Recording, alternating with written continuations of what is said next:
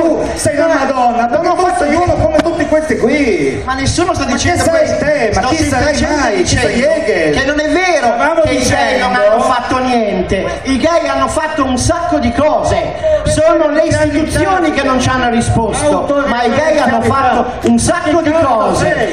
I gay hanno fatto un sacco di cose in questo paese. Sono le istituzioni che non ce l'hanno fatta. Ma te che cosa hai fatto? Ma scusami, ma poi cosa c'entra? Ma cosa c'entra?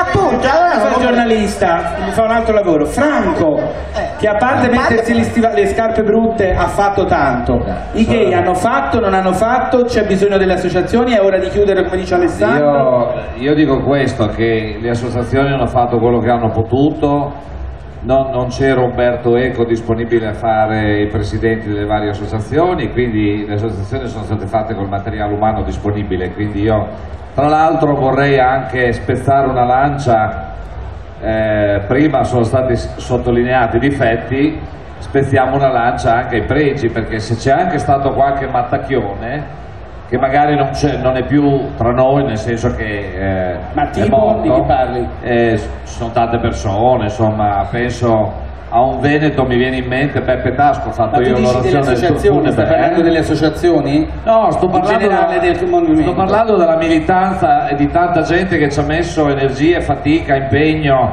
Poi è chiaro che possono essere stati fatti degli errori, perché per lo più è stato volontariato. Allora io direi questo: le associazioni ci sono per portare a casa degli obiettivi, non è detto che riusciamo a portarli a casa nell'arco della nostra vita, ma almeno ci proviamo. È ovvio che in un mondo dove sarà indifferente essere omosessuali o eterosessuali o assessuati o monosessuali o quello che vi pare, Marco Carta, o non ci sarà più bisogno delle organizzazioni e delle associazioni.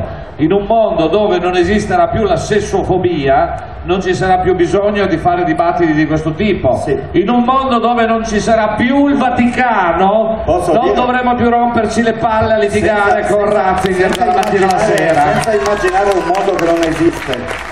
Visto no, che io però posso farti una domanda? Tommaso, visto che immaginare un mondo che non esiste aiuta a costruire un mondo che vogliamo. Sì, ma voglio farti una domanda, visto che io non faccio il militante gay, ma faccio il giornalista, come dice lui, ti faccio una domanda. Allora, ieri è venuta qua Paola Concia, ok? Adesso te lo chiedo come ex parlamentare e come militante storico tu sì, oppure neanche lui, e rispondimi a questa domanda: ma quella legge sull'omofobia che è finita a carta straccia, che è stata presentata da Paola Concia, ma ti sembra una legge che un movimento gay può presentare in questo Parlamento con l'idea di risolvere il problema dell'omofobia, o è una cazzata per andare sui giornali? Tu sai bene, ti rispondo, tu sai bene che io non sono mai dovrebbe rispondere la Concia che non c'è, risponde appunto, bisognerebbe farla lei questa domanda, ma insomma, io quando sono stato in Parlamento ho presentato una legge che si chiama estensione della legge Mancino anche ai reati motivati dall'orientamento sessuale,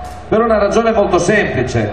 La legge Mancino esiste già, è stata fatta nel 93, mentre la facevano si è discusso se estenderla anche agli omosessuali, decisero di no, perché altrimenti non l'avrebbe votato buona parte del Parlamento, ma questo è successo anche con la legge che istituisce il giorno della memoria. Ricordiamolo, perché il giorno della memoria, che parla dell'olocausto degli ebrei, è stato possibile farla quella legge perché non è stato citato anche l'olocausto degli zingari, degli omosessuali, dei comunisti che erano deportati, di tutti gli altri diversi, perché l'olocausto è stato il massacro della diversità.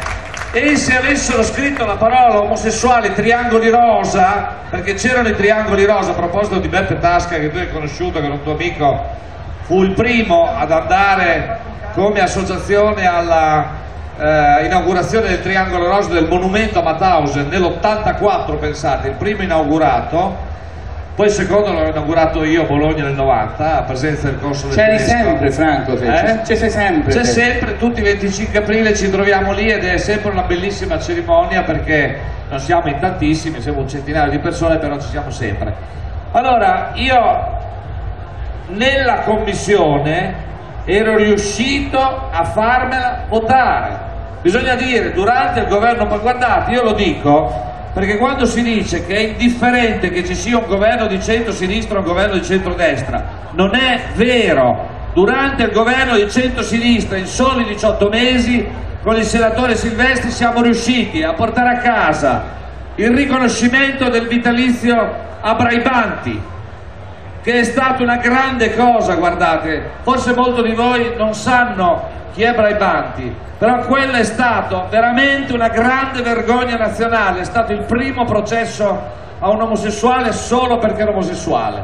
Poi abbiamo portato a casa la legge sull'asilo politico, sull'asilo degli omosessuali extracomunitari. Oggi se c'è un tunisino, un marocchino, pure un gay, egiziano che chiede l'asilo perché nel suo paese si perseguono gli omosessuali, l'Italia glielo dà, però Franco, grazie a una norma che gli omosessuali eletti in Parlamento sono riusciti a portare a casa, e io ero riuscito a portare a casa la legge Mancino contro l'omofobia, perché è stata votata in commissione. Che è successo? E allora è successo che è caduto Prodi. Però ricordiamo che tu ti sei anche dimesso quando Prodi nel programma di governo tolse, grazie a Rutelli. No Prodi.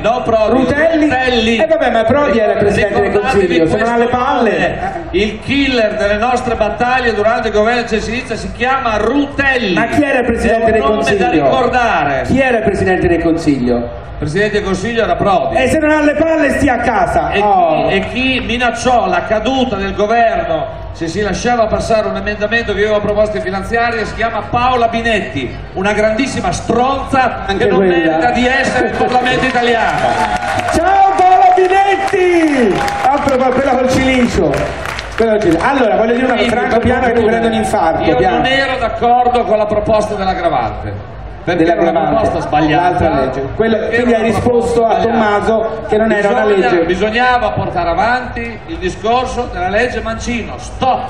Perché quella era la cosa che chiedeva tutto il movimento. Ok, io voglio riportare però a un dibattito più frocio, quindi più inutile, e vi faccio vedere un altro video